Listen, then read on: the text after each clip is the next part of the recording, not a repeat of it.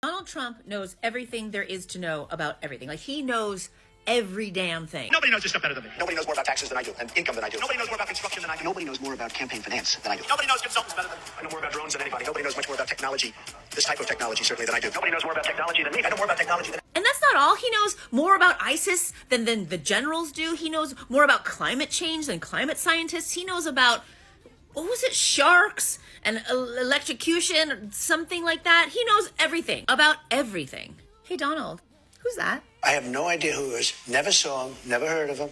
So let me get this straight. He knows everything. Everything there is to know about everything until he doesn't know jack shit about anything. Has nothing to do with the party, has nothing to do with us.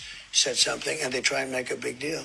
But I don't know who it is. I don't even know who put him in. So then one of two things has to be true.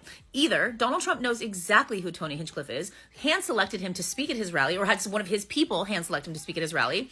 They vetted his speech like they do every other speech and loaded it into the teleprompter knowing exactly what it was he was going to say. Or Donald Trump doesn't know who he is. But if Donald Trump doesn't know who he is, and he's distanced himself from him, if that's the case, what does that say about Donald Trump? How are we to trust him with our entire country if he can't even control what happens on his own campaign, on his own stage with his own name on it? He can't even control that much? That doesn't seem good. And in case you're not picking up what I'm putting down, neither scenario is good.